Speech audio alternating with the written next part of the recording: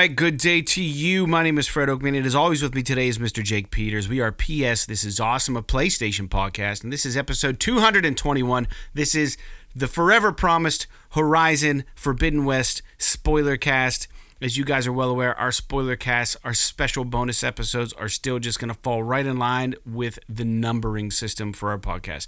So this will be free to everybody. You don't have to be a patron to enjoy it, but we will occasionally put out extra episodes a week just so you guys can enjoy it. You can skip it, you cannot. It's up to you, whatever you want to do. If you haven't played the game yet, skip this shit and come back later.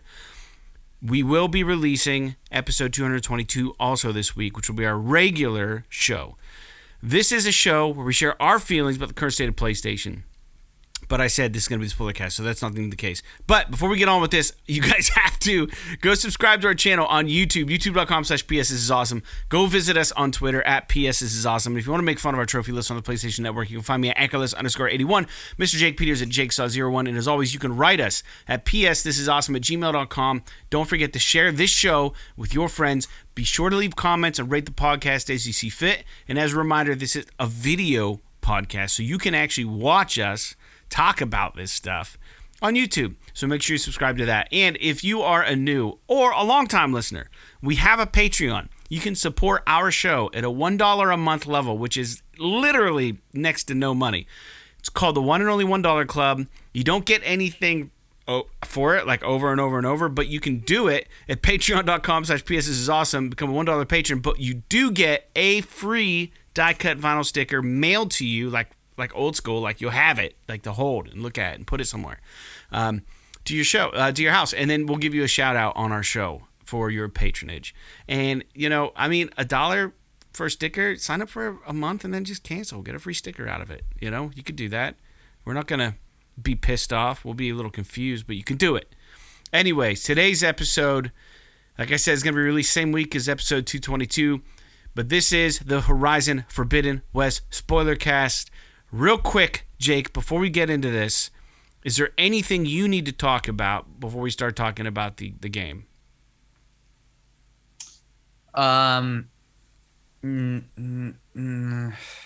I started working out this week because I haven't been working out since I quit playing hockey like 3 weeks ago. Mm-hmm. But I have a hockey tournament at the end of the month, and I'm started working out so I wouldn't be a total fucking slug. Yeah. When it got to that tournament, and my entire body hurts. Like I don't know how if you probably don't do, or I don't know, maybe you do any sort of like full body training. But it's just like muscle aches when it's like your whole body. It's the most uncomfortable thing. Yeah.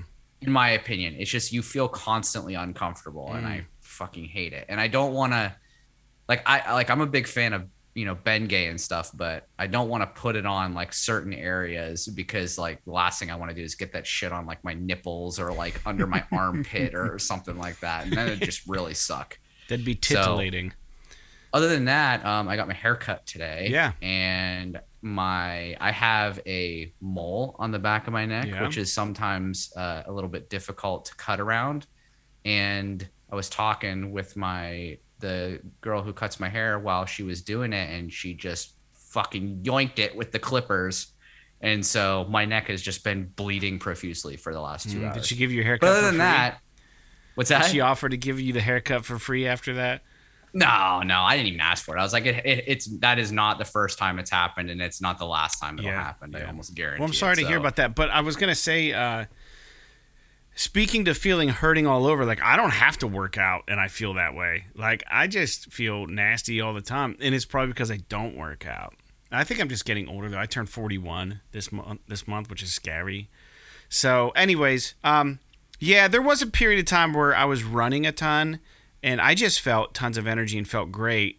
But then I kind of stepped it up and was doing like these workout kind of, not just cardio, doing your crunches, doing your all that stuff, doing the planking. And I was doing that for a while when I was in my best shape in the last couple of years.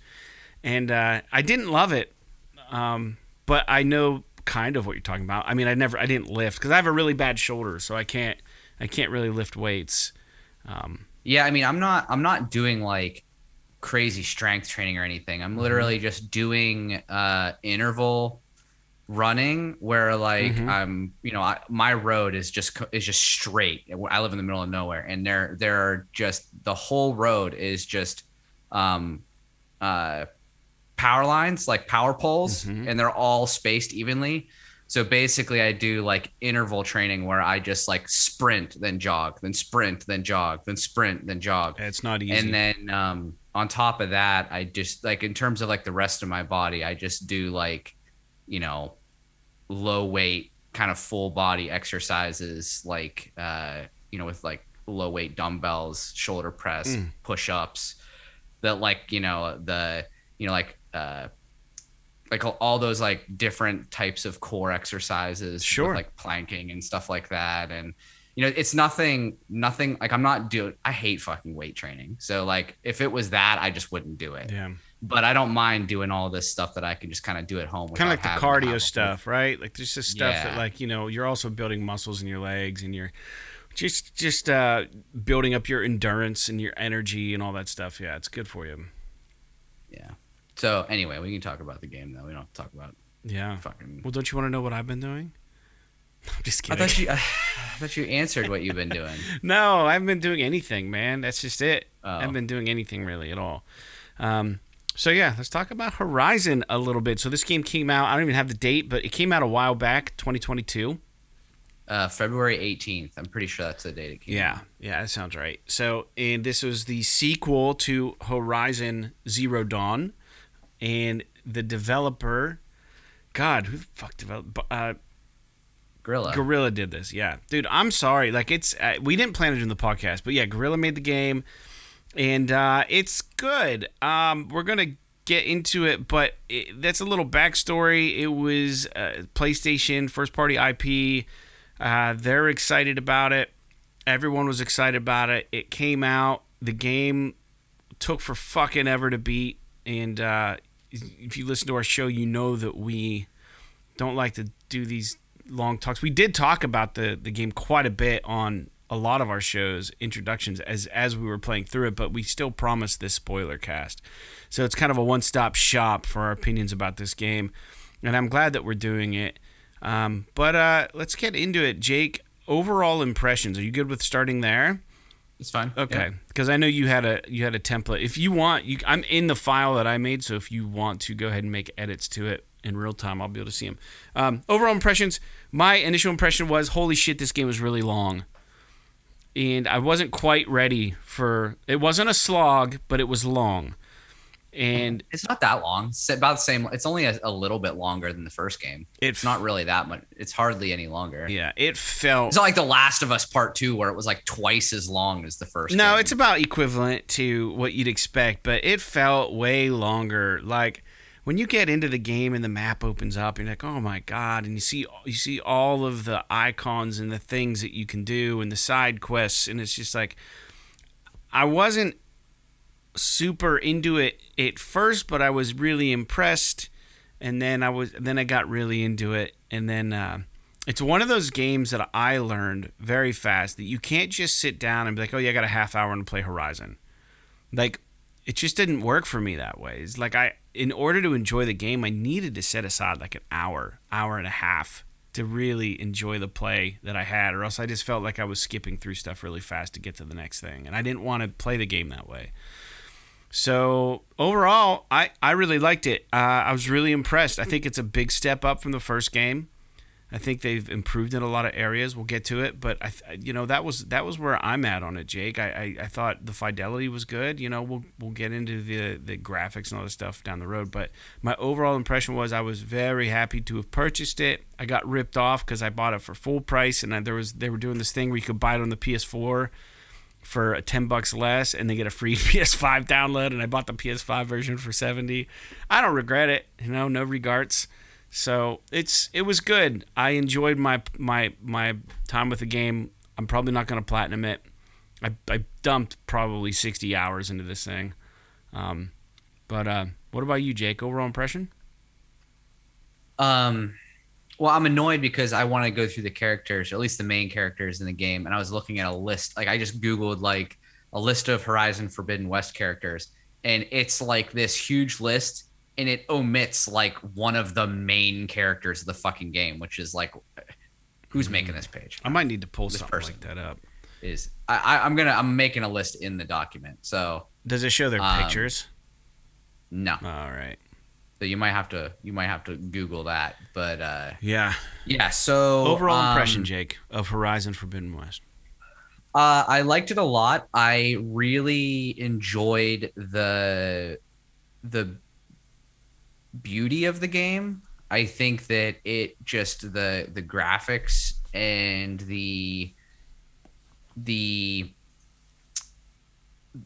sort of like colorful way that it's like a colorful reality. Like it's not the color scheme and everything is way more vibrant than real life. You know, if you want a game whose like color palette and graphics look like real life, go play The Last of Us Part 2.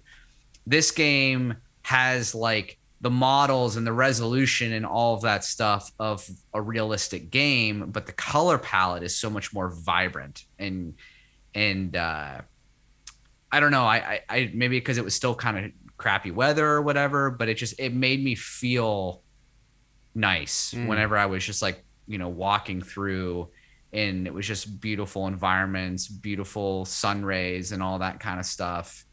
And so yeah, as far as the graphics, that's awesome. But the overall impressions are that I really liked it. I'm not sure. I platinumed Horizon Zero Dawn. I don't know. I may at some point go back and platinum Forbidden West, but it's just one of those things where, like you said, I just got to the point where, you know, I'm 60 hours into this game, 50 hours into this game, and I'm just ready to move on. Because at that point, I've been playing the game for like 2 fucking months. So I need to play something else.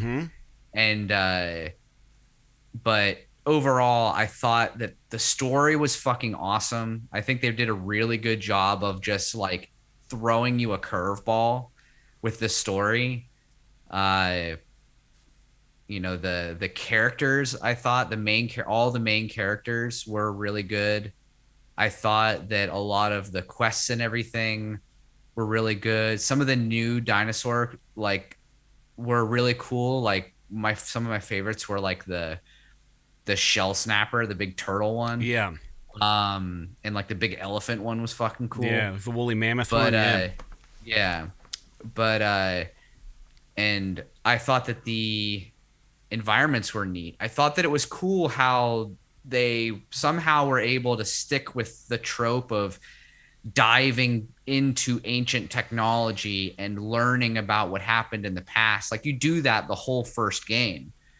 But in the first game, you're like discovering it for the first time. Whereas in the second game, you have to dive back into the past to solve a completely different problem, because the problem that you're solving is people from the past. So it's really interesting. Yeah. And I like I'm not going to sit here and say that it's the best story of any video game I've ever played, but it did a really good job of, you know, leading you down one path and then having you follow another. And then I think that the way that they portrayed Aloy in this game was really interesting, and I think that it was really subtle and intelligent, even though I can understand why some people may not have liked it, especially at the first half of the game. But yeah, generally I really enjoyed it. Good. Yeah. So very similar opinions. I didn't really touch on my opinion of the story. We'll get to that towards later on. We got a section for that, but let's hop right into the gameplay of Horizon Forbidden West and the things that we like, things that we didn't like. I think some of the things that, at least one of the things that you mentioned you liked, I'm not sure that I did per se. They did a good job at it, but the The climbing really bothered me in this game. And I don't know why I was so annoyed by it. I like the idea of how they implement it in Horizon Forbidden West. So you can use your... Help me. What's the thing called? Your focus? The focus. Thank you. And you can outline parts of the mountains and the areas that you can climb, and it'll highlight them yellow. And then you can go and you just kind of... It's kind of like a mix of like Assassin's Creed and Uncharted. And they did a good job of melding the two together, but at the same time, it just didn't feel fluid to me. Like, it got to the point where like I would just hit the X button to jump, and then I would still just X, because you'd have like a little fluidity, and then there would be enough break where you'd have to press the X to jump up. So like it would just get to this point where like it was annoying. I think they did a good job. Don't get me wrong. I don't know how they could have improved it without straight up copying Uncharted or straight up copying Assassin's Creed, where you can just climb everything, right? They did what they had to do to serve the way the game was made, but it was annoying to me by the end of the game where I don't know. Well, spoiler, but this is when you get the thing that you could fly around, it was like fucking rad. I was like awesome. Yeah. But so the climbing didn't really like land perfectly with me. I did like the glidey thing. The problem with the climbing though is just that it's like they were almost there with it. Yeah, like they right. developed some new technology that made it so that you can fucking climb anything, pretty much. But then like they did this dumb thing with it where like certain cliff faces that look like they should be totally climbable, you can't climb. Whereas other cliff faces that look like you shouldn't be able to climb them, you can fucking climb them for some reason. It's like they artificially blocked off areas because they didn't want you climbing every single surface. Right. Like it was a way to control the map. But then the other thing too, like you're talking about, is that one of the problems is that once you start climbing, they fucking anchor you to the wall. They don't let you move around the way that you want to. Yeah, maybe that. And so like you can't just jump like you can in Uncharted or do this, that, or whatever. You have to like climb, and the only time that you can jump is if there's an obvious jump to destination. Otherwise, it won't let you jump up or down or anything. You lose like a lot that. of mobility. It really gets frustrating whenever you're climbing stuff, especially if you're climbing like a big cliff face or something where like grapples are all over the place. And sometimes I just want to, like, I'm halfway up a fucking mountain. Sometimes I want to just jump the fuck off of it. Yeah. And maybe glide down to the bottom or something like that, or like jump over to another area or something. But the game was really clumsy about how it lets you grab on and let go and all that kind of stuff. And I think that's really part of the reason why it felt so that mechanic felt so clumsy. But I think if they tighten that up, it wouldn't surprise me if those anchor points where you can climb were like dynamically generated. Mm-hmm. I mean, I could be wrong, but I have a hard time believing that some fucking map editor drew went every in there single and thing. drew every single little X on those fucking mountains. Mm-hmm. So, the fact if it's true and they did dynamically generate it, I mean, that's kind of a cool piece of technology that could be improved in the future. And if they can fix the actual like climbing mechanic portion of it, I think it would be really neat. Yeah, you nailed it right on the head. You said what I was feeling that I didn't put into words as well as you did. That was exactly my issue with it. So thanks for... I get that they don't want to do like the Breath of the Wild or like the Immortals Phoenix Rising thing where like it doesn't fucking matter what it is. You can climb up it. It could be a vertical wall and you can climb up it, and it's just your stamina that determines how far you can climb. I can get why they might not want to do that because it takes away from some realism or whatever. But at the same time, it's a fucking game, and especially when I'm 40 plus hours into the game, like I don't want to still be struggling with climbing up to get this little trinket that I'm just trying to collect for my playthrough.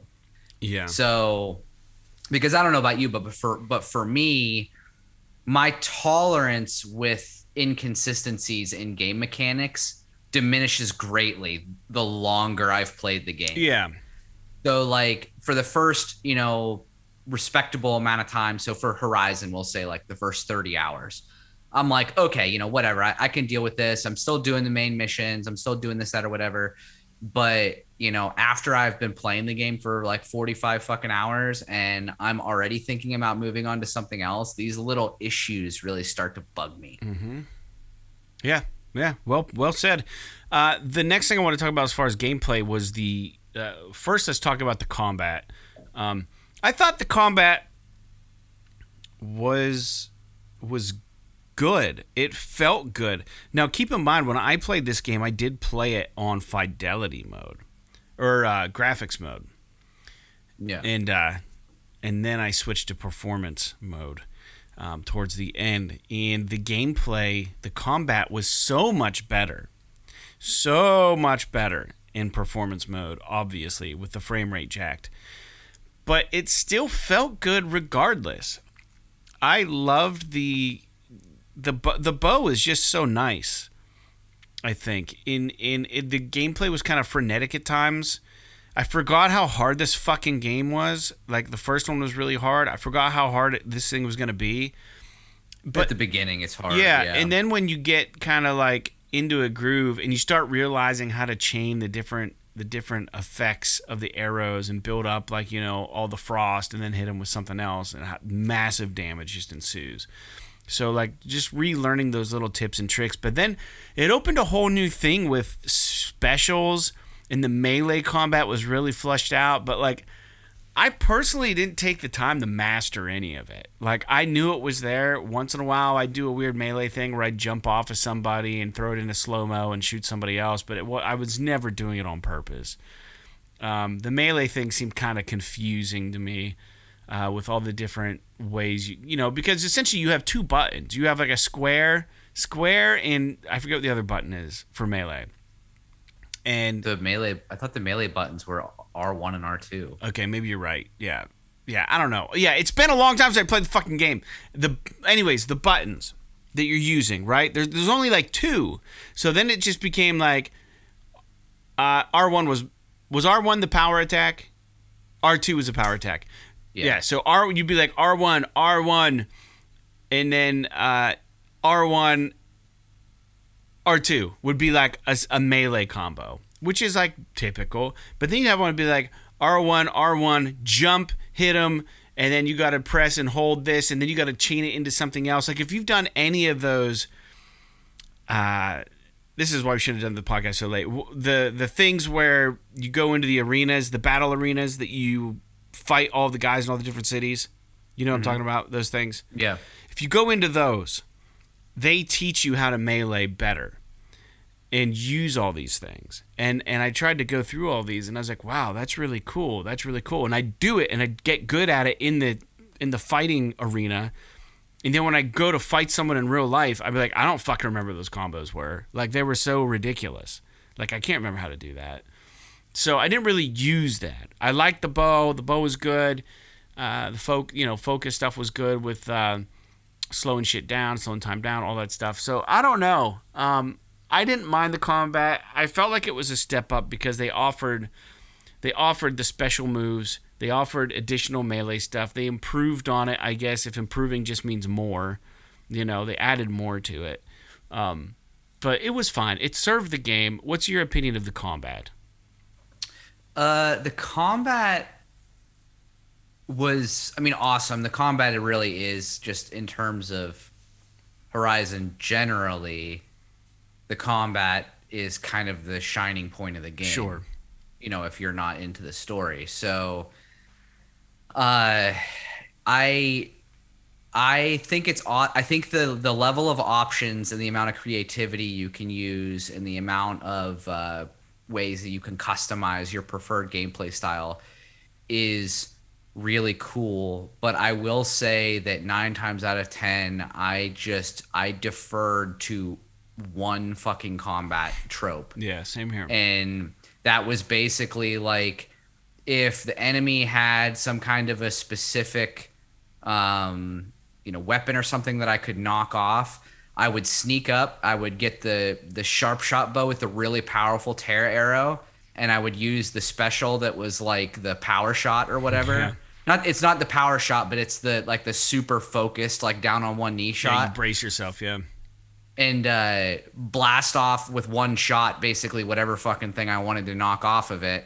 And then now that it knows I'm there, I just hit it with whatever elemental arrow is its weakness, and then keep backing away and chucking. I really got into using the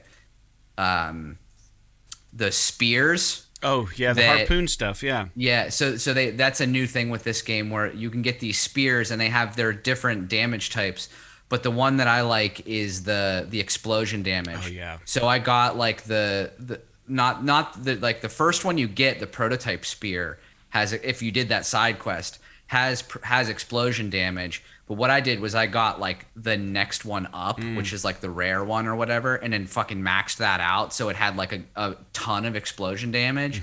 And then I would basically just use my focus and just drive it into the thing's weak spots. And it would just blow off all the parts and fucking do shitloads of damage and stuff. Yeah, and then you were good. Generally, unless you're fighting humans, if you're fighting machines, they give you enough room to be able to kind of move away and like craft more ammo and stuff like that. If I was fighting humans, unless I couldn't do it otherwise, I usually always just basically used stealth and just killed everybody with stealth kills. I almost never like head on faced human enemies, because it was just so much easier to just kill them all. Like, 'cause you can basically stealth kill them with one hit. Almost all humans. So that was just kind of my approach. I never did any of the combat arenas or anything. None of that stuff interested me. It never interests me in any game like this. Yeah. I really don't like doing stuff like that. Same thing with like the like machine strike thing. Like, I played 50 plus hours of that game. I never played a single game of Machine Strike. Really? So I don't even know what it's like, to be honest with you. I just knew that I didn't want to sit down and play a fucking mini game. It's like chess with machines. Sure. A little bit. And I assumed it was, I heard that it was something like that, but I didn't have any interest in doing it. The only time I ever really like semi got into something like that was Gwent in The Witcher 3. And even that, after I played like 3 or 4 rounds, I was just like, okay, I'm done with this. So it's like, I'm here to play fucking Horizon. I'm not here to play like a meta game, a game inside of a game inside of a game. Like, I don't need that kind of inception with my gameplay. Fair enough, man.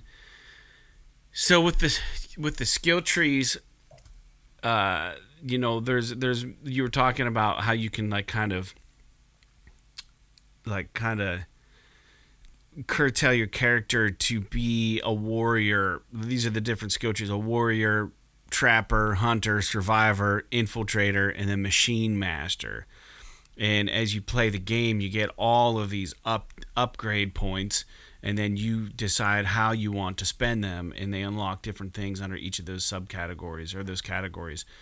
And once you chain several of them together, you can get like a special upgrade that like runs like in-game based on a meter, and you can pop it whenever you need it, right? So that was kind of cool. What was confusing for me was how to figure out which one of those things I armed, because by the end of the game I had all of these skill trees pretty much unlocked, and I was just like, it's confusing. How do you fucking like pick? I think they could have done a much better job. I sound like I'm being really hard in the game. I'm just being critical of it. I love the game, and I thought it was fun. But just it feels kind of like how you said with the climbing, like they were just so close on a lot of these things, but it wasn't the best. Yeah, that was the selecting the special skills. That was one of those aspects. So there was, and I think they were trying to get a little too cute with it, where they had the special abilities, and then they had like the power-ups. And so like the special abilities, you had to be on a specific weapon type, and then you could use the D-pad to select which special ability you wanted to be able to use with that weapon type. And then the power-ups, you had to actually go into the skill tree and select which power-up was active. Yeah. And then whenever you were playing the game, you could activate it. You couldn't like pull up a quick menu and select which power up you wanted off of a list, which seems kind of like an oversight to me. Weird. But I guess like they don't punish you for even mid combat going into the menu, so I guess it really doesn't matter. But it was just kind of clunky. Yeah. But I will say that like I liked like in the first game they gave you like a lot of those power up kind of not the power ups, but the special ability things where you could like stack arrows and stuff with the hunting bow. But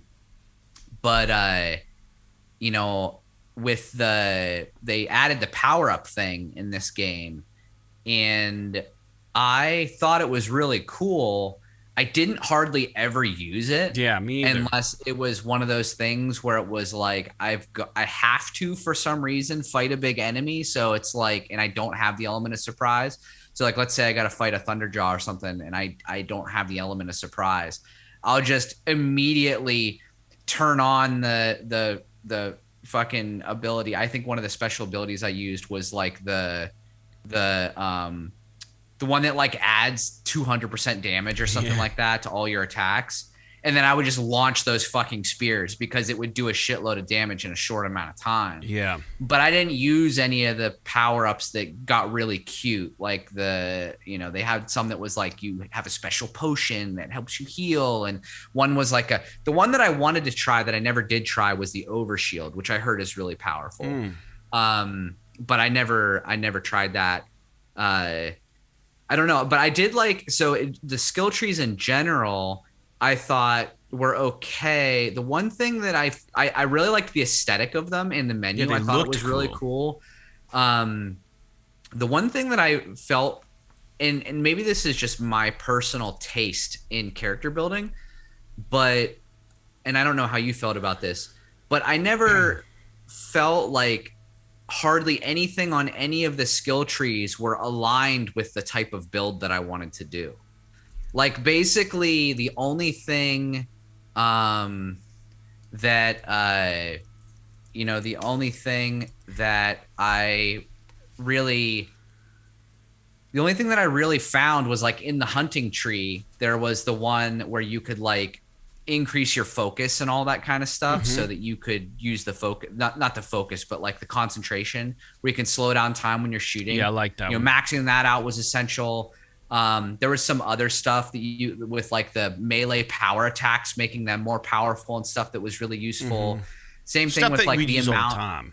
Yeah, like the amount of health you get from plants and stuff. Like all like the generic like stuff. Like the scavenging, like get double whatever when you pick stuff up, resources. Yeah, but like all the extra shit I never used. Like all of the ones that like powered up the use of the special weapons and shit. Like I didn't use probably half of the weapons in the game. Like the warrior bow, never used it once. There's like a whole tree where like half of it is the hunter bow. And then the other half of it is like heavy weapons. I'm like, what the fuck? Why are these two things in this tree together? Yeah, it's really weird. You know what I mean? Like they should have had the heavy weapons in with the machine build skill tree, because most of those weapons you get off of machines. So like it was pretty interesting. And maybe I'm getting that screwed up. No, you're fine. But I don't know how you felt about it. Yeah, no, I liked it.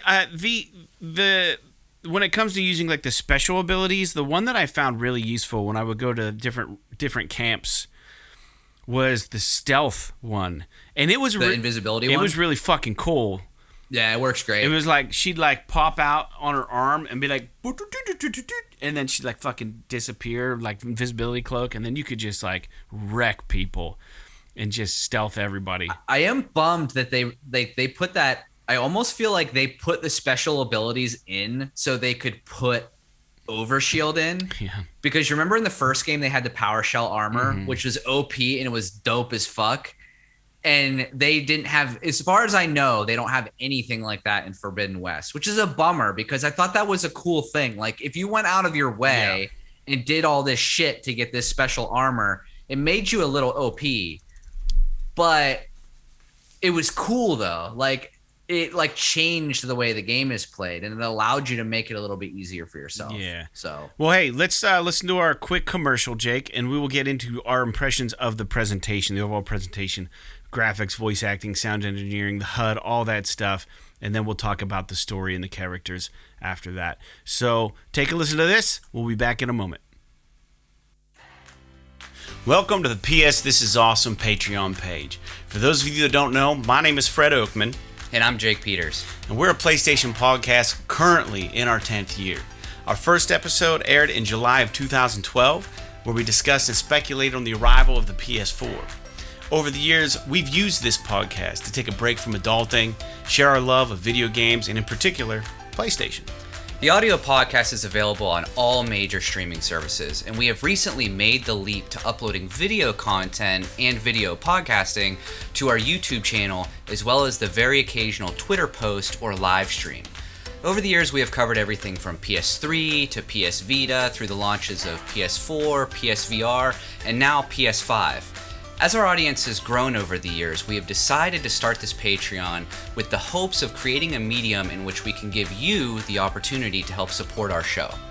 And as a test bed, we're starting with a single tier. It's called the one and only $1 Club. So with your support at the $1 level, we're going to mail you a premium vinyl cut sticker and give you a shout out on the podcast. But at this time, unfortunately, we can only ship to the US and Canada. But this is subject to change depending on your interest. So whether you're new to the show or you're a frequent flyer, we are forever thankful for your support and hope you can find it in your little gaming heart to join us in the one and only $1 Club. Until next time, like PlayStation, podcasting, and Patreon, P.S. This is awesome. All right, we're back. And we're going to talk about the presentation now of Horizon Forbidden West. I think there wasn't really a whole lot else to offer about the skill trees, all that stuff. Said our piece about that. Yeah, it was nice. I just feel like maybe it was a little more than we needed, but I did like what they added. Jake, when it comes to graphics, you mentioned earlier that you just really liked the warmness of the game, the way it looked, the colors, all that stuff. And I would agree. I think that it looks good, but not only did it look good, like just the quality of the whole presentation, graphics, audio, all that stuff. It was really, really impressive, And I had posted a video a while back when I played Miles Morales on the PS5, and I kind of had an epiphany, and I posted this stupid video, put some time into it about how impressed I was with that game. And I felt the same way with this game. It was just so pretty. The sun would come beaming through in the desert, or in Las Vegas, the blimp ride or the hot air balloon ride. It was just so pretty. You did that, right? You did the hot air balloon ride? I don't know if I did. Oh, Jesus. There's a side quest where you help these guys in Las Vegas, and this guy's trying to put together a hot air balloon. He takes you up for a ride, and then all of Las Vegas is just lit up with all the weird holograms and stuff, and you're just floating over it in the fog and the clouds and the stars. And, dude, it was just freaking ridiculous how awesome it looked. Photo mode was a lot of fun. Graphics were good, like I said. I didn't really have any. I know there were maybe some visual glitches here and there, where Aloy's hair would look like a snake. It would start moving on its own or something. But yeah, I don't know what the fuck they were doing with her hair. Why was it doing that? No one. I've never heard anyone talk about it. But yeah, it's like we all saw it. She's standing still and her hair is just flying all over the place like fucking Medusa. Yeah. It's I get what you're going for, but I think you might have overdid it just a smidge. Right, so close. Maybe take that hair movement slider and just drop it back just a little bit. Yeah. Because to be fair, I mean, I would rather have that than what I'm dealing with in fucking Elden Ring, where it's like a PS2 game where a character that has long sleeves, they lift up their sleeves and it's like they've got fucking cardboard garments on, and it just there's no movement in the fabric whatsoever. But then and whereas Horizon is the exact opposite. It's just everything is loosey-goosey, so good. Yeah. And animated and beautiful. And then, but I just feel like I don't know why they felt like they needed to do that with her hair. And honestly, I will say, and I don't know if this really belongs in this part of the conversation, I'm kind of surprised, but almost not surprised that they didn't give us the option to change her hairstyle.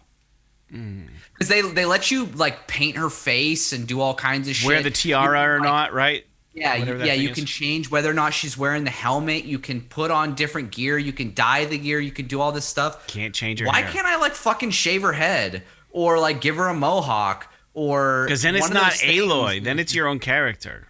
But I can do it to Geralt in The Witcher, and it doesn't make him any less Geralt. That's true. You know what I mean? Yeah. So like like my Geralt when I played The Witcher 3 had short hair, and I thought that was cool. Yeah. It's not that it's not that it changed. It's not going to change that character at all just because her hair looks a little bit different. Yeah. I don't know. I guess it's a little bit It of might be more of a little bit branding thing. I don't know. That is an interesting question. I never thought that about was kind of my thought, was maybe that it's like this is Aloy's look, right? Yeah, don't fuck You're not allowed to change fucking Ratchet's haircut. right. So right. like, you know what I mean? Or Nathan Drake's, right? Yeah, you're not messing with them. I guess I get that, right? But I can't remember. Can you change the haircut of Jin Sakai in No. Ghost of Tsushima? I feel like. Are you sure? I feel like you could. Lots of Maybe I'm wrong outfit about that. changes. Lots of outfit changes, different swords, all of that, but you couldn't change his hair.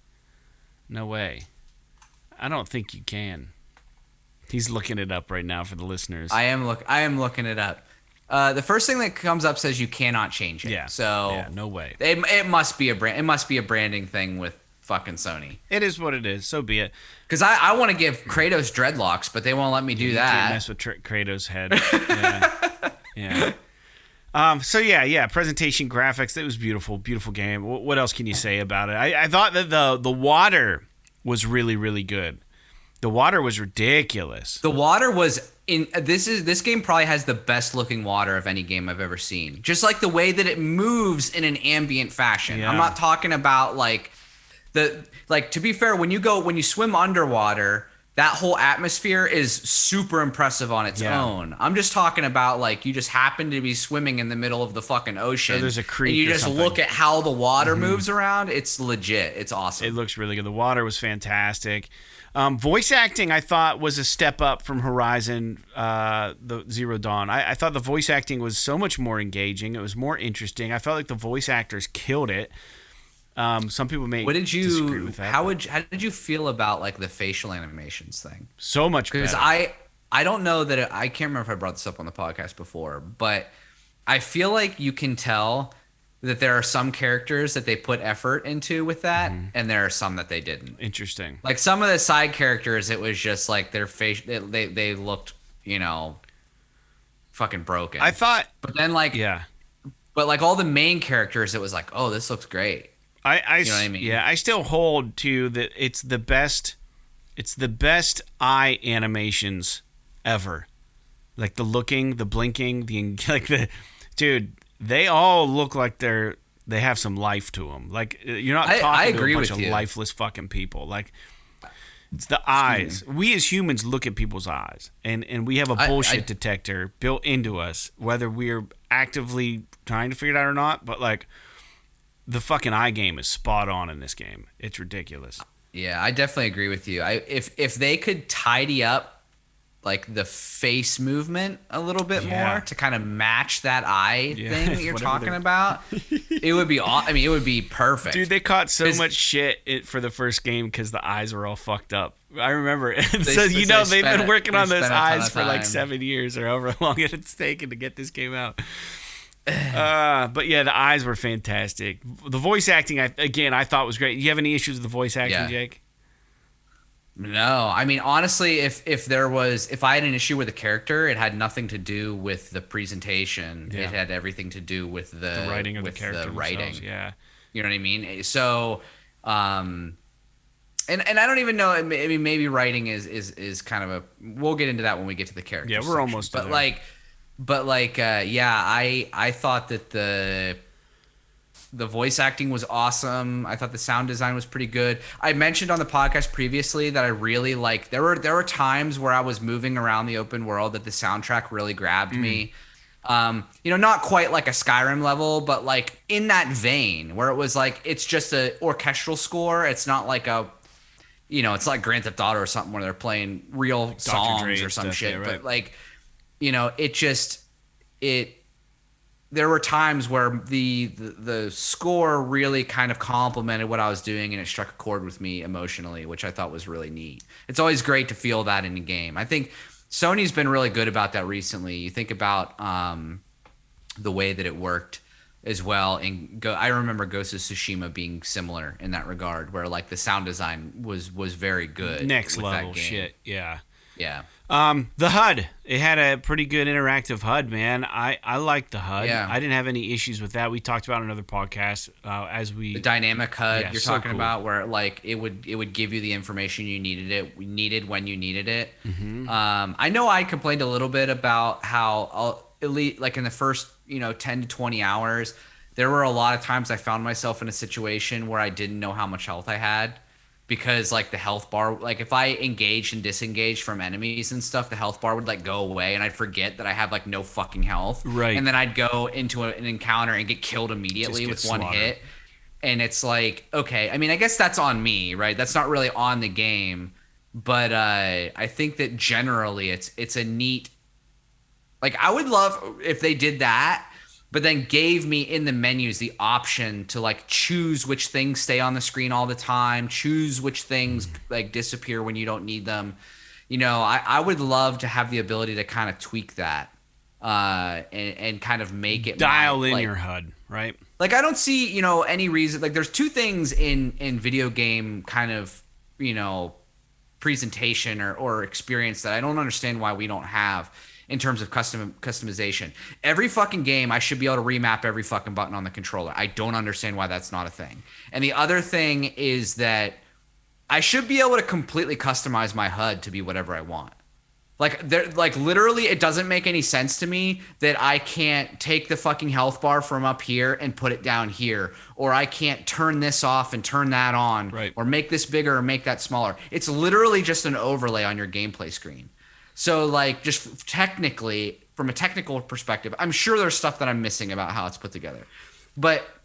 And I get that maybe for them, like whenever they focus test it or whatever, it doesn't seem like a priority. So why would they put resources into it? Like no one's But asking. when you talk for about a that, game, yeah.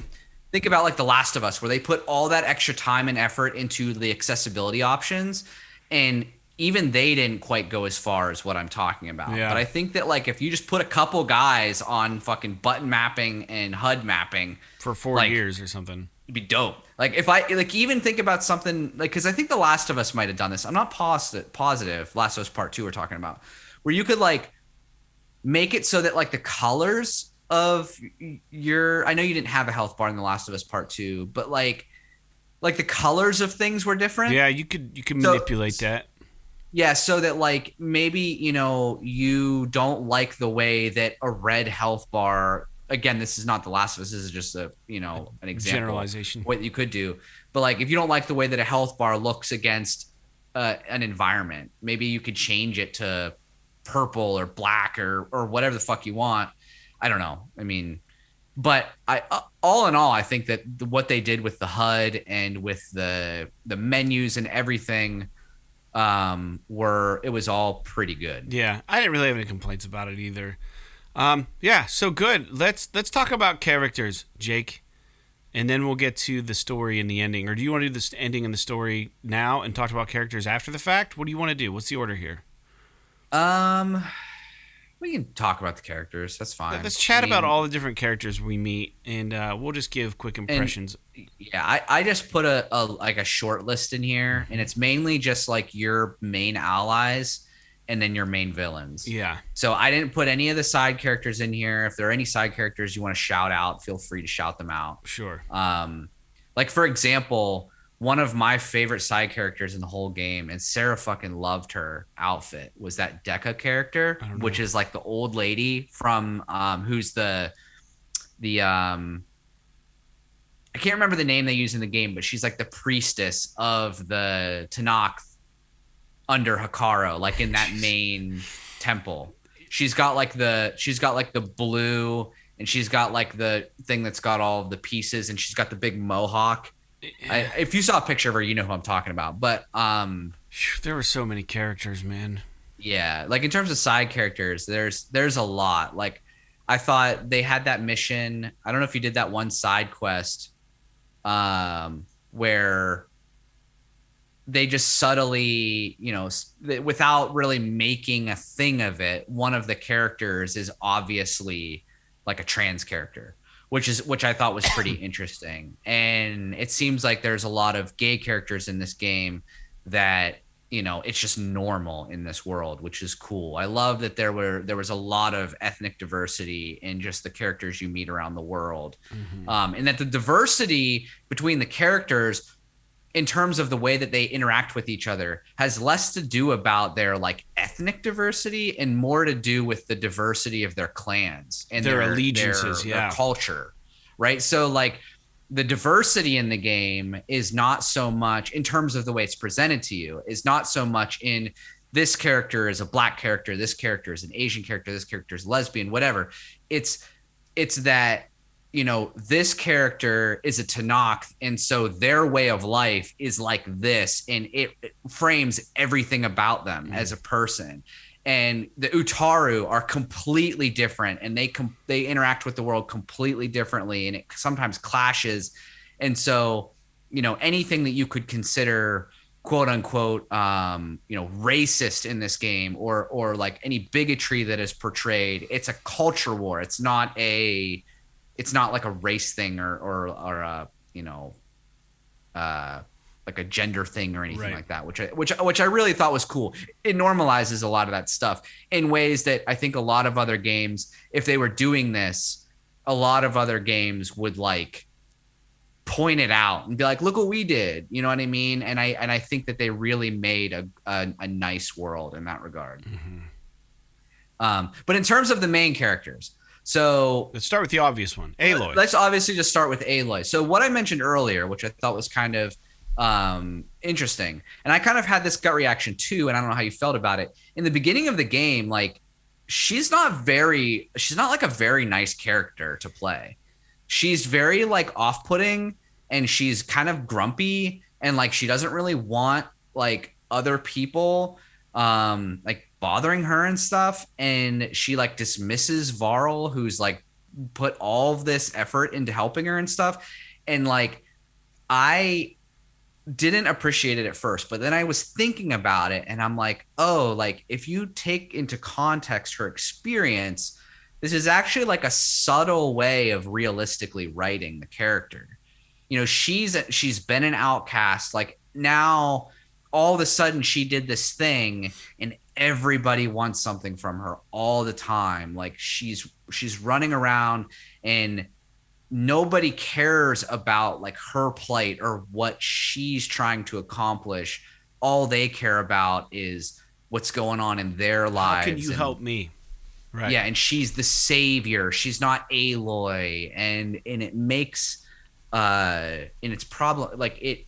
You can imagine how that would be grating for a real person if that was their scenario. And if you follow the story all the way through to the end, that character, that attitude that I'm describing really comes to critical mass with the Beta character. And where she's just a straight up bitch to Beta for like the first, couple hours that, even maybe more than that Beta is with the group. Yeah. But then like there's a reconciliation of her feelings, and there's some character development there, and it brings everything back, and you realize how dynamic this character really is. Yeah. So I don't know how you feel about it. Like I said, I initially was kind of down on it, and then I ended up really liking her by the end. Wish I could change that haircut. That's all. Yeah. No, I liked Aloy. I liked the voice acting. I liked kind of like how she was still a nomad, right? Like she travels from all these different places. She doesn't have an allegiance to anybody or to any group. And I like that about the character, and I like that they didn't like settle her down somewhere. You know what I mean? That like she didn't just like, you know, after the events of Zero Dawn, that she didn't just kind of like shack up with the Sun King or whatever. Or like, you know what I mean? Like make herself comfortable there for so long that like she kind of softened up a little bit. I like that. I thought that was. Yeah, I was gonna say. Go ahead. I'm sorry. No, you're fine. I was just saying, I just like that about her, that she still has that rough and tumble kind of, you know, I've had some shit happen. You know, I've suffered loss. I've done these things. I've done it out of, you know, being more of an altruistic kind of character, but also like she's trying to help and save everybody. So she feels this weight on her shoulders, right? That like it seems like nobody else really understands, and that's what was really interesting. And it felt like Aloy versus the world almost. And as the game progresses, you realize that like it didn't have to be that way, because she had these people that actually wanted to fucking help. They just didn't understand, or they didn't understand what needed to be done, and they needed her to say, "Hey, well, welcome. I could use your help. I need you to do this." And they were more than willing to do whatever, you know. And she just had to open up and accept it, like, you know, they didn't have the focus and they didn't understand this shit. So she had to somehow find a way to show them. And how do you explain that you're, you know, to a tribal society, that you're a clone of 1,000-year-long dead woman that was the hopeful savior of humanity. Yeah. And that, you know, none of your gods are real and all this shit. And like, it's a lot to bear. And I can understand not wanting or being able to really explain that,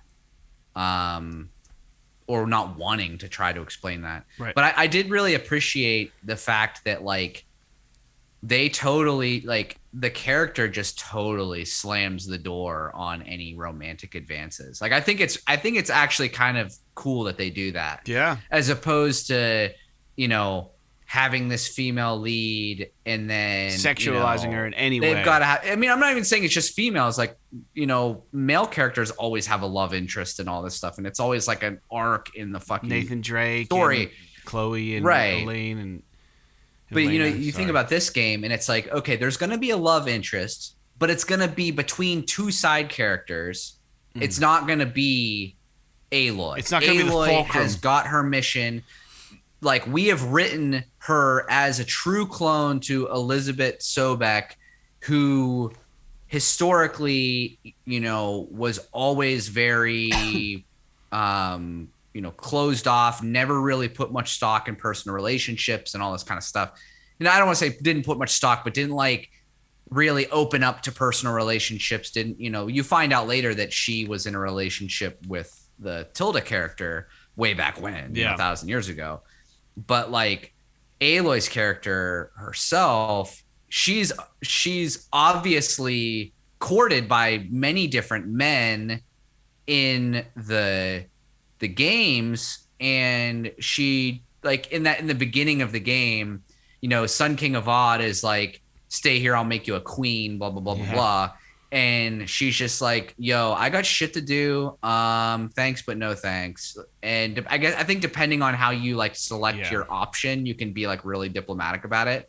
But I think that's really cool. Now, the thing about, you know, they imply, I guess they don't it's not necessarily an implication, it's a fact, is that 1,000 years ago, apparently Elizabeth Sobek was a lesbian, or at least bisexual, because she had a relationship with Tilda. It's not Tilda Swinton. That's an actor. It's I don't remember the name. Well, Tilda. I can't remember her last Tilda. name. Yeah.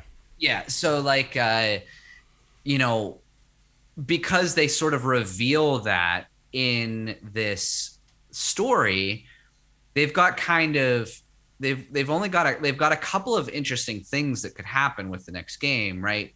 Because they could say, like, she's a clone, so I don't know. It would be kind of dicey for them to approach her sexuality now, because it's like, because she's a clone, is she automatically a lesbian, or is you know, if they say that like, oh, she doesn't like women at all in the next game, does that step on the toes of, you know, some certain people's political beliefs? Political is not the right word, but like belief about sexuality and the way that it forms in the human mind and the human psyche. All right. So like, you know, because some people believe that you're born with it and some people don't, which, you know, we're not getting into that on this podcast, but like, it's a very interesting kind of place they put them in. And my gut says they'll go the safe route, and in the next game, they won't explore it at all. But it's an interesting kind of talking point, because they sort of like pull back the curtain just a smidge to say like, hey, guess what it could be, and then, you know, they kind of just move on. Yeah, and what's so interesting about Horizon Forbidden West, like the last thing I'm thinking about is Aloy's sexuality or her preference. Yeah, and it's awesome that that's the case. I couldn't give two fucks about what she prefers or who she prefers or what gender she, you know, has a leaning towards. I don't fucking care. Like, I want to know the story of Horizon, and I want to know the history, and I want to take her journey. And, you know, and that's to your point. What you're saying is that it's nice that they let that tension or whatever happen between two side characters, right? Like the relationship shit. Like Aloy's fucking all business, and that we see that from the get go of the game. She's just like, I got shit to do. I got to save the goddamn world. Like, you know, I got to go, Sun God, Sun King, whatever your name is. I got to roll. I got to go. Time's ticking. You know, and I love that about her. She's just, you know, she's ride or die. And she's going to go do it, and she's going to do it on her own. She's going to fucking make it happen somehow. And so there's always that hopefulness. You know, she never gives up. I love that about her. Right. How she gets these other people into her squad by the end of the game and explains all of this shit is she kind of does it. They do it on the back end. They hide it. It happens through Gaia, essentially. So at that base, like they do all their training and shit while you're out doing stuff, and then you can come back and talk to the characters, and they'll tell you what they learned, right? So by the end of the game, you're all on the same page, and you've just accepted the fact that they know now. Everybody knows what's up, and that's a great way to kind of obfuscate like how long it would take to convince them, or like how, you know what I mean? Like, I guess, fuck, if we were thrown into an alien spaceship today, Jake, and they gave us these fucking things to put in our ears and we could see like another dimension, and they were like, oh yeah, your life is essentially a lie. This is the truth. We'd be like, holy fuck, I guess it is, you know? Give me a week. I think it was a really great way for them to, that honestly was one of my favorite things about the game, was the parts between main missions where you would go back and talk to everybody again and get their new perspective and see what they've learned and see how the relationships are developing between the characters and stuff. I think it's really, really cool. But if you want to talk about Gaia, I think it's kind of cool that they bring Gaia back in this. Like, Gaia was gone in the first game. Yeah. You learn about her, but you don't see anything. Gaia is the AI that was the supervisory program that was supposed to be the overseer of Project Zero Dawn, that you know, it, you know, drove all these other sub software pieces that would rebuild the world after the world ended. And you know, the whole thing about this game is you have to find Gaia, because the world has a blight and it could be ending. So you have to find Gaia and then bring Gaia back to full power so she can kind of drive the show. But I don't really have anything to say about this character. It's a fucking robot you talk to. I think it's cool that they give it, you know, some genuine emotion and stuff, which is interesting. I mean, it's a full-fledged AI, so that makes sense. The kind of user is the mission giver, toward, you know, the main mission giver. Yeah. She's just kind of used as like, okay. She's kind of like the historical like codec too, where it's like, you know, like you want to recap the shit that happened a million years ago, go talk to Gaia and she'll tell you like, this is what the Zeniths were doing. This is what this was doing. This is why this happened. This is why that happened. And it's like, okay, you know, I get it. Yeah. But I still thought she was cool. Yeah, pertinent, very important to the story. Varo is next, Jake. Varo is Aloy's pal. I can't remember the role that Varo had in the first game. He was like the one. His mother was like the chief warrior of the Nora tribe. Okay. Which is where Aloy grew up, and Varo was like the one kind of guy her age that sort of took sympathy on her and helped her out, where everybody else was shunning her. Yeah. Whenever shit went down and she had to leave. That's right. So, and then he kind of was on board after that. But I'll be honest with you, Varl is my least favorite character in the whole game. Sure. So I don't have a problem with him. I think he's fine. I just don't find him interesting. Why you fucking step into Varo, man? He'll mess you up. I guess. I mean, I appreciate his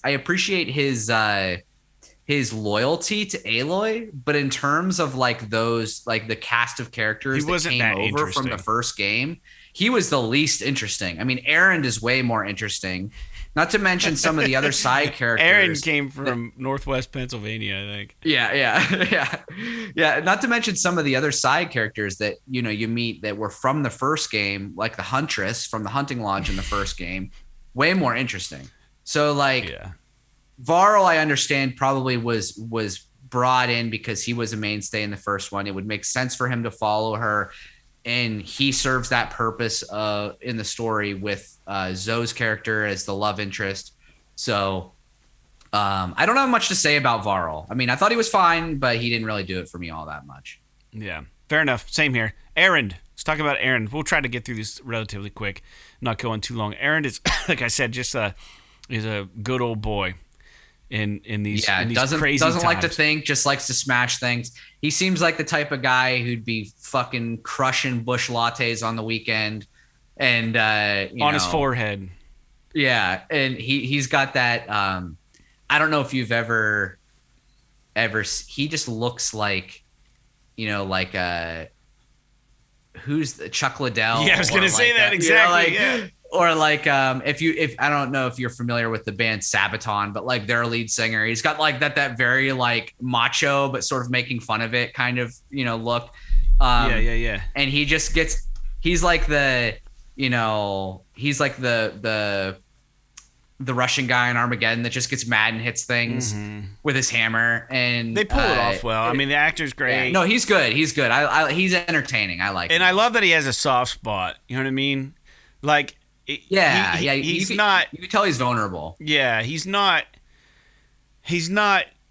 just what you see. There's a little depth to him, and I like that. When he's trying to learn stuff, and you go back and you talk with him, and he's like, "Well, I guess I'm seeing all these kind of things and trying to learn it, best I can." He's like, "You want a drink?" Yeah. And I love how his character is like keeps listening to fucking death metal and shit like that on the so Focus. Ridiculous. I think is really cool. Yeah. I don't know. He's just a funny character. Well, why don't he's a comic relief for sure. Yeah. Why don't you talk about Zoe a little bit? So Zoe is a cool character. She's obviously like the Sarah and I have been watching back through. I don't know if you ever watched the show Scrubs, but she's like the Carla character, which is like the strong female sort of mom character, but is the same age as everybody else. She's just the responsible one. But she has a really important kind of noble sort of motivation, which is her people are starving. They're the the harvest kind of group. They grow all the crops and all that stuff. They're everything about their way of life is based around, this is the Utaro, I believe, is based around plants. All their clothes are plant based and everything like that. But because of the blight, all their shit's dying. So I think that it's cool that even though she knows, and they worship the machines that like plant the fields for them and stuff. And I think it's a noble thing that now that she understands that these machines aren't gods, she appreciates them for what they do and still cares for them deeply and wants to fix them and repair them. And I think her character, and plus like her relationship with Varo, sometimes like their fights and stuff are a little sitcom-y, you know what I mean? Which is a little bit irritating. But like other than that, I think her character is pretty dynamic, and I really like really like her. Yeah, I didn't have an issue with Zoe. I liked her too, and I don't have much to say about her, to be honest. You pretty much covered it all. So we'll move on to Kotalo. Kotalo was like one of my favorite characters. He's fucking awesome. Kotalo. So the next three characters we're going to talk about, I think, are the best side characters in the game. Yeah, Kotalo was rad. Kotalo is really cool. He's the Utaru warrior, The marshal, the marshal which by the way, the Tanakh, not Utaru. I love that their entire society is based on like films about an old like special forces unit from the United States military called the 10. And so like all of their soldiers are called marshals, and like it's very, very interesting. But I love that like he gets wounded, he loses his arm at the beginning of the game in the battle against Regala, and so he becomes sort of like useless as a warrior, quote unquote. But which is like really humbling for him. It's humbling for him, but like he has the most dynamic character. Like his character growth is obvious, but it's also fulfilling, where he's got to learn how to live with one arm, and you know, he's very stoic and very like closed off, but then he opens up with a lot of the characters by the end. And the side mission you do with him, where you get him like a robotic arm so that he has another arm that he can fight with, but then after you get that, he's like, I'm not going to wear this thing normally. This is who I am now. And I'm only going to wear it when I'm in combat because I need it as a tool. And I think that that's really, really cool. Yeah. When he gets... Plus he looks fucking dope. And they turn it into a side quest to get his arm. And like, they turn it into this thing. And it's just so cool. And you're rooting for him, right? Because he's kind of an ass at first. And he's like tough guy, and then he kind of comes around, and you as Aloy kind of show him that like you're real deal, and he respects it, and you work wonders in front of him, you know, and you do things, and he's like, wow, you are real deal, and I just absolutely loved his character development and the way, man, that cyber arm, dude. Anytime any character has like a limb snatched off and then they get like a cyborg replacement, it's just fucking cool. It's tropey, but it's so awesome. Yeah, it's neat. It's really neat. Yeah, especially in this game because it's like freaking tribal, and it fits right in because awesome. of all the cybernetics and stuff. It just makes sense. Yeah, I love Kotalo. I thought he was a badass. And why don't you move on to Alva real quick? Yeah, I mean, we're definitely not going to make our 4 minutes, but yeah. So just to be a little transparent, we're using Zoom, and apparently they changed it now, so you can only have 40 minutes. So we have to up the call and kind of edit this shit together. So they changed some stuff. Go ahead, Alva. Yeah. So Alva is probably my second favorite side character. I love her character. The diviner. I think it's so cool. Yeah, she's the diviner for, what's the name of that tribe that she's Quen. part of? The Quen, yeah. Who are like, the Quen are interesting because they found focuses on their own. And so they base their whole society around the information that they were able to gather off of the focuses. And it's this very like misguided information that leads them to believe that these guys like Ted Faro and shit, who were really the destructors of the human race, are actually these heroes. And so they put them up on this pedestal. And she's like someone who has a focus, one of the few people within the tribe that has a focus that is only supposed to use it to find more knowledge for their people.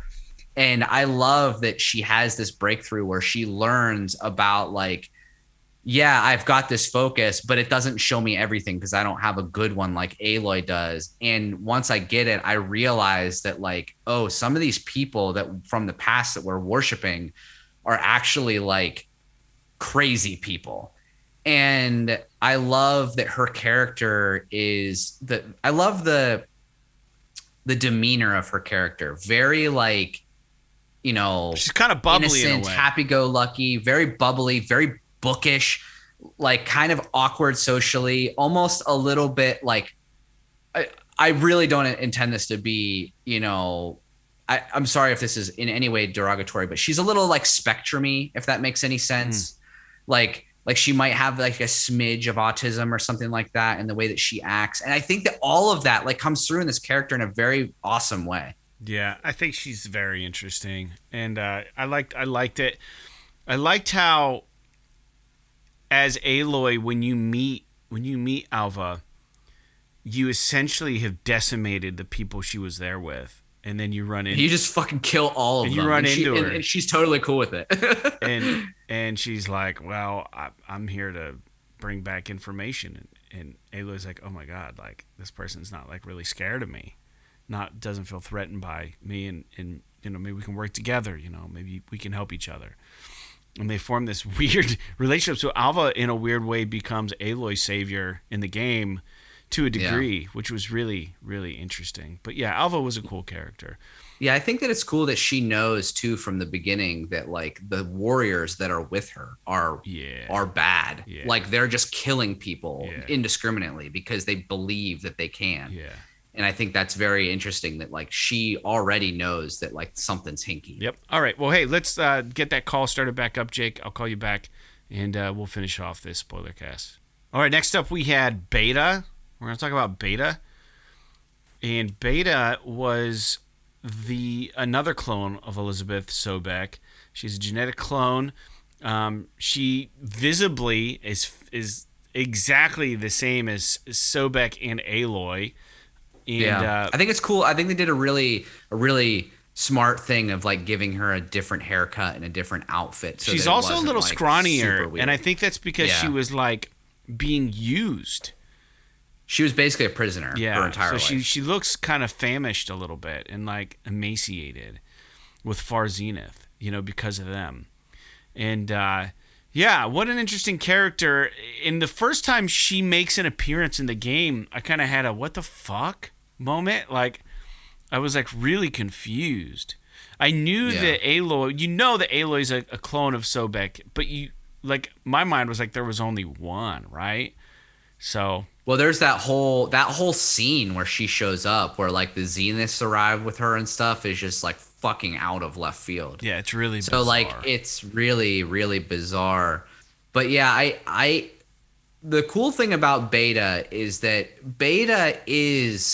they're setting Beta up to be Aloy's close relationship.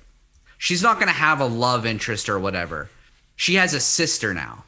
She never had family, and now she has a sister who is this. It's her. It's a clone, right? Mm-hmm. They're not the same person, but they're a clone of the same person. And so, they essentially are sisters in some capacity. And I love that they toy with the idea that, like, your DNA doesn't make you who you are. And it's nurture more than nature.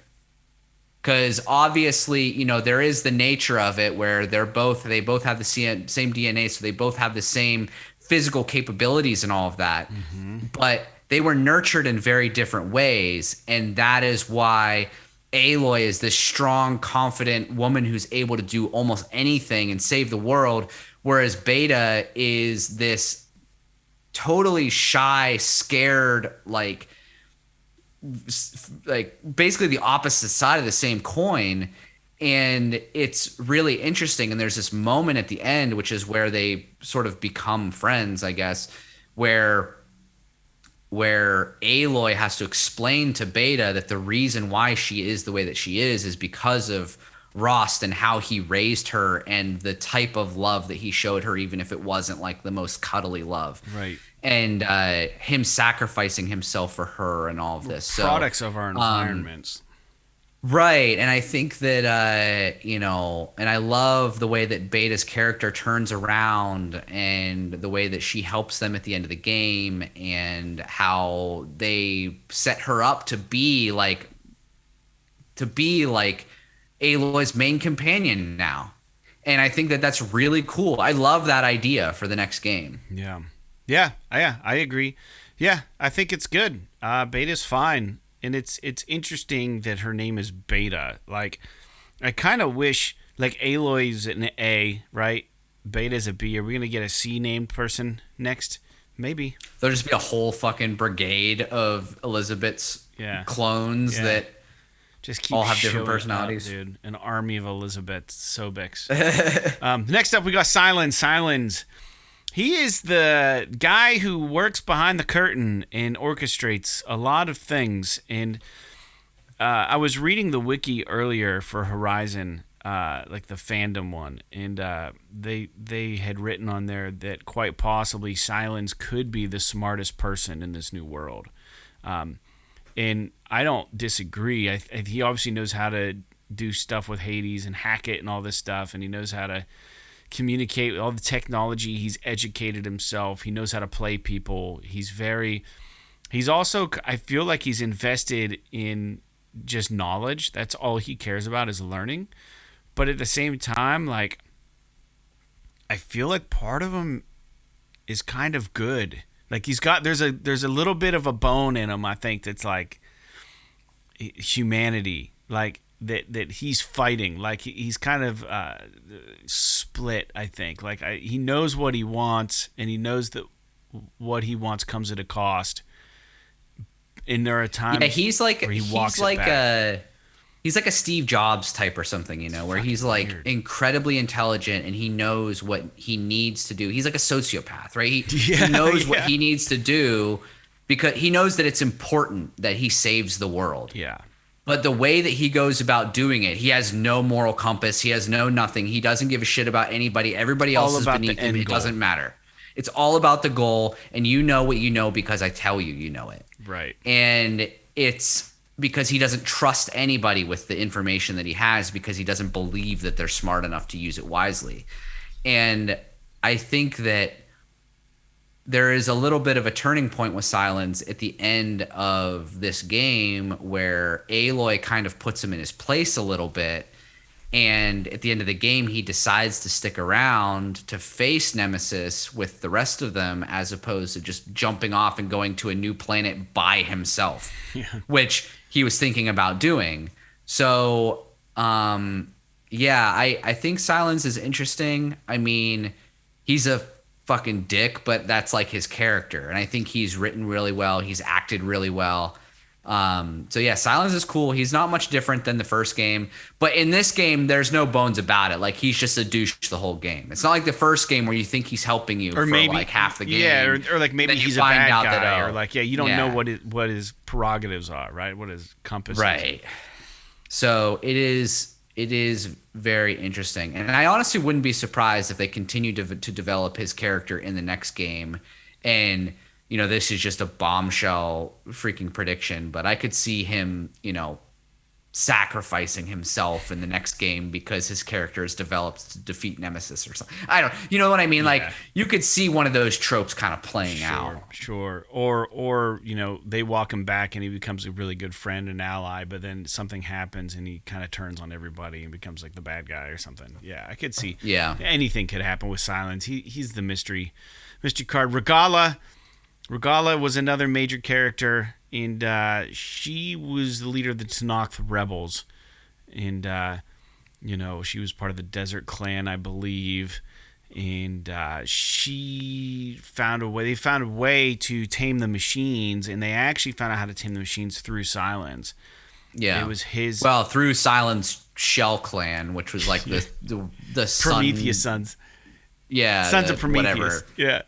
Sons of Prometheus, yeah. He created this fucking thing and manipulated all these people to make sure that Regala could get these animals to win, you know, not the animals, but the machines, get them under their control to, you know, cause all kinds of disruption and then try to use them to attack the Zenith. Like, he had this fucking crazy war She's plan. Like obsessed, right? She's obsessed with taking down the Tanakh because the current leader of the Tanakh, Hikaru, doesn't want to take revenge on the Karja for the Red Raids, and she wants to. So she's like, I'm gonna fuck all you up, and I'm just gonna take over, and I'm gonna kill them all.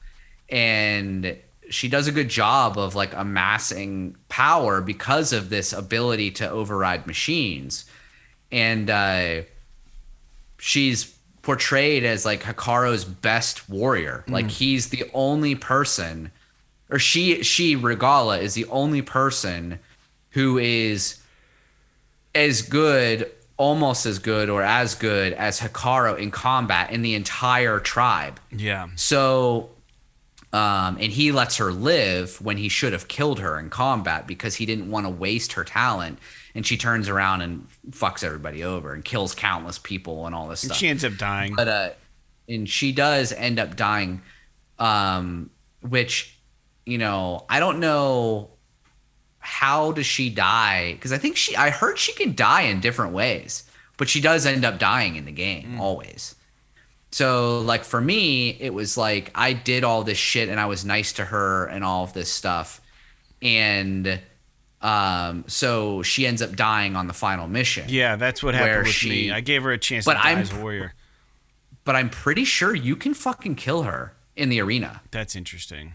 And she's not with you on the final mission. Yeah. So there isn't a lot of story branching in this game, but it does seem like there is one aspect of it like that. And to be fair, it doesn't really matter. That part of the story doesn't matter. So it does, like, it was probably no big deal for them to let you do that. But yeah, I thought Regal was cool. Her outfit was fucking crazy looking. She was a really interesting character. One of those hard to like bad guys, but also like cool at the same time. I don't know. It was interesting. Yeah. She's very Silence-esque in that regard. Yeah. And then we had Tilda with the Far Zeniths. She was the one Zenith, right, who became your ally, in quotes, right, at the end. Yeah, and I right, never fucking trusted her. I don't know about you. I figured they were going to throw some kind of a curveball with that character, but I wasn't sure what it was going to be. I didn't expect it to be what it was, but I assumed that there was going to be some kind of a conflict. Either she was going to like sacrifice herself to prove her loyalty, or she was going to betray them in some way that, you know, was not obvious. And she does. And she basically, her betrayal was she wanted to save Aloy's life because she loved Elizabeth Sobek. And it's kind of crazy. It's like you find out that like she's not that much better than the rest of the Zeniths, and that like they're all fucking insane. And I love, and we can kind of just segue into the Zeniths. Like, I love them as a whole. The Zeniths are the original fucking Zeniths that left Earth 1,000 years ago. They don't really kind of gloss over it, but they found a way to like make themselves immortal. But when they come back, you see them, and like the way that they're dressed and the way that they look like fucking zombies practically. Yeah. I mean, they're obviously alive. They're not zombies, but like their skin is pale. Like it's very like, they look like the undead almost, but they've got this super futuristic fucking armor and stuff on. And it's very cool. And I love that like they sort of imply that like their sociopathy as like the rich of the rich when they left the earth sort of mutated and evolved into this just like psychosis where they're like living forever and everything is about them, and they don't care if narcissistic society. Yeah, they don't care if they completely destroy an entire living planet so that they can have it for themselves and yada yada. And you find it's more than that at the end of the game. They're being chased by the Nemesis, which is interesting, and we'll have to see how that kind of plays out. Yeah. But well, that's pretty much. I don't know how you feel about that, dude. I don't know, but we pretty much covered the story by talking about the characters. Really, I don't know if we. We don't have to talk about the story. I do want to say that. Like, did you have any comments about the Far Zeniths? I just think they're badass. I think they're cool. Yeah. I don't not badass like, oh man, I want to be a Far Zenith, but like really sci-fi kind of approach to an enemy, and scary in a way, really. Because they're from the future, but they're like also from the past, and it's It's fucking weird. It's insane. It's like, what if those people have 1,000-year head start on technology, and then they have another 1,000 years on top of that they were able to develop it further as they go away and come back. Yeah. Whereas everybody else is still in fucking tribal town because they just woke up a few hundred years ago. It'd be like if aliens landed and they were like, yeah, we used to live on Earth, like before you guys, you know, Stonehenge. Yeah, we lived here in the fucking Stone Age. Yeah, that would be crazy. That was us, and we fucking ditched this place because we found a way to, and we we're badass and we're coming back just to check in on y'all. Like, could you imagine how insane that would be? That everyone's mind would melt. It's awesome. But I will say, so the one thing I did want to say about the story is that, like, I don't know if they haven't confirmed if they're going to do a single player DLC like they did with Horizon Zero Dawn had the Frozen Wilds. But to me, there's only two things that I can see them doing. Predictions then, right? Predictions with the single player DLC. And that is that in this game, the major thing is you're trying to capture Hephaestus, which is the subset of Gaia that creates all of the deadly machines that are killing people. And in the game, by the end of the story, he ends up escaping. Yeah. So my guess is that the DLC is going to be a mission for you to capture Hephaestus. Okay. And get him back under control. Either that, or it's going to surround the Far Zeniths that are still in the spaceship in orbit. Because they say in the game that there are still Far Zeniths on the ship that's in orbit. And there was only about 10 of them on the base that's on Earth. So I could see that being interesting. And I think that like whatever I'm talking about, what's not in any single player DLC will be part of the next game. I have no doubt about it. I don't know if you have any opinions on that, but I think that it's an obvious take. And I think that like it would be cool to see them go someplace other than North America. Although the North American sort of landscape is part of the reason why the game is so iconic, because you recognize a lot of these landmarks. Yeah, I could see them opening up Silas a little bit in a DLC where you could play him and maybe he's tasked with because he's got some shit dialed in and he understands the machines and stuff. Maybe Aloy is like, oh yeah, you're back. You're not really gonna fucking help us or whatever. You know what I mean? Like you're only in it for you. Yeah. And then maybe the DLC is like you play as Silence and you get to go out and it's part of him masterminding some sort of way to win over Aloy and company. And you don't know like what the prerogative is or what his true intentions are, but you play through this thing and then, boom, Horizon 3 comes out and then it picks up like, oh yeah, when he acquired this or when he did this, he accidentally did this or, Yeah, I think it would be cool too if in the next game you maybe go to like where the Quen are at, because they imply that the Quen are like based out of Asia or something like that, and they take ships across the ocean to get to California. I think that would be a really neat kind of like, why not throw us in a new environment or like take us up to Canada or something, like at least something, a little bit or something. Yeah. And they could even like halfway through the third game put you on a fucking ship and send you to whatever galaxy, the moon, and it could literally be anything. They made this game so the next game could literally be anything. They've opened it up, after they brought the Zeniths in and they're like, oh yeah, this technology is just fucking insane. It's like, okay, well now they could literally do anything with the third game and it wouldn't surprise me.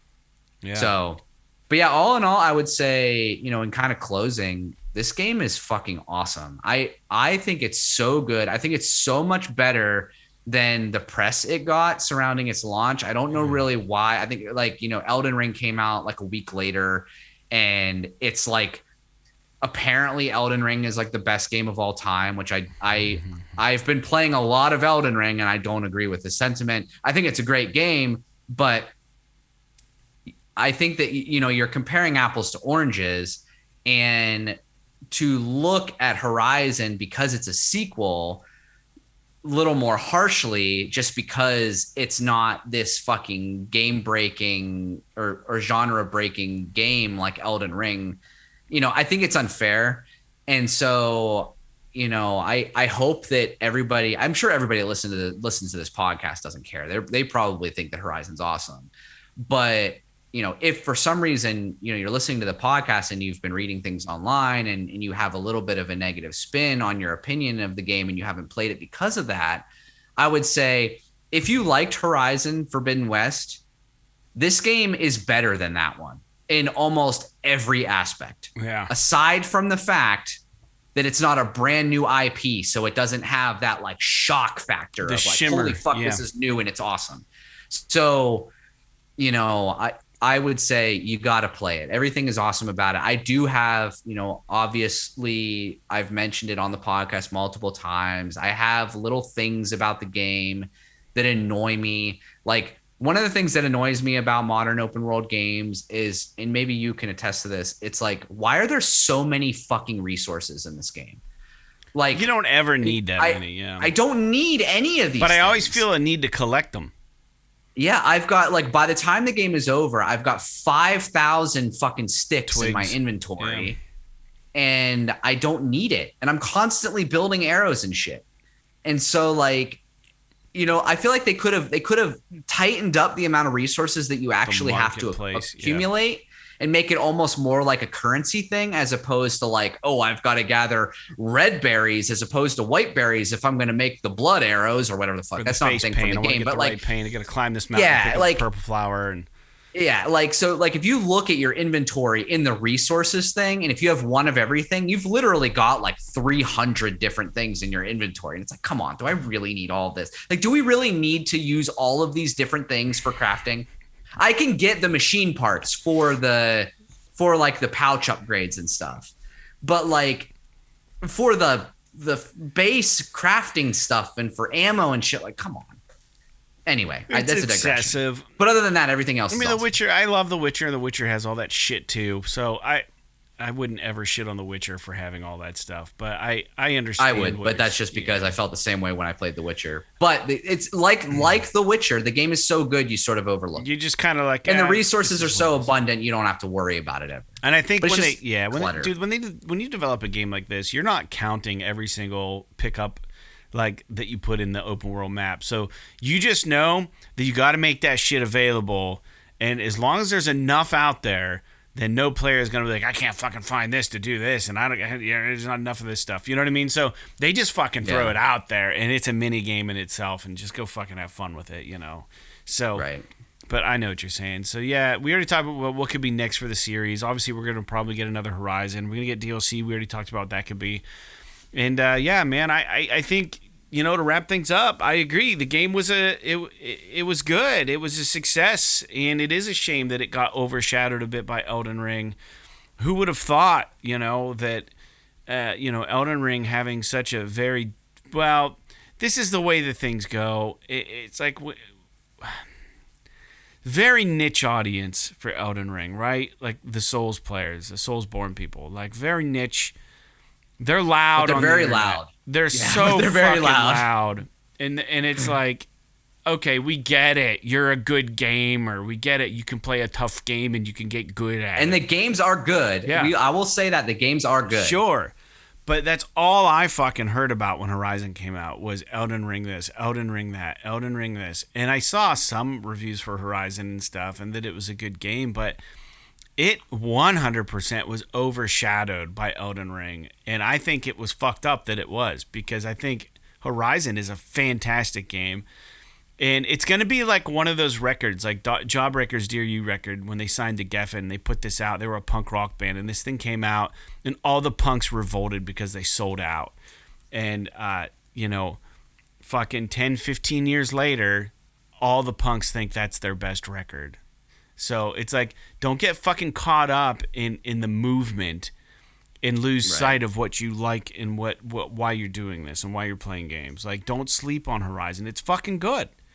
So, play Elden Ring 2 if that's your thing. I'm not saying not to play that. I'm just saying, like, this game exists, and a lot of people didn't really say much about it, like, that I could tell. I mean, people were like, yeah, Horizon, great game, cool, let's move on. Elden Ring, oh my God, And that's all I've seen, like this, that, and the other. So, yeah, just don't be one of those people that slept on this and then you find out, oh shit, that game was amazing. Why didn't I ever play it? If you like the first one, you'll like it. It's good. So that's all I got. We're gonna release episode 120 or 223, 222 next, right? Or is this 222? Yeah, 222 will be the next episode. It'll be our routinely weekly podcast. Thanks for tuning into the Horizon Forbidden West Spoilercast. Jake, thanks for spending an evening with me to talk about it finally and get it out to our listeners. We promised it. I hope that you guys. Yeah, listen to it. we're like fucking 3 months late, but who gives a shit? It fucking happened. We did it. It takes a long time to play those games, so maybe some people aren't done with it. Hey, PSS is awesome. Will always pay their debt. So we owed it to you, and now it's paid in fucking full. Here it is. I'm glad you enjoyed it. Jake, you got anything else? No, I guess we'll be back on Sunday for the regular episode. And we'll just go from there. I'm about at the end of my rope with Elden Ring, so I might have something else to talk about this week, but we'll see. I haven't gotten there yet. We don't have a proper closing, so I'm just going to say like Horizon Forbidden West. P.S. This is awesome. Awesome.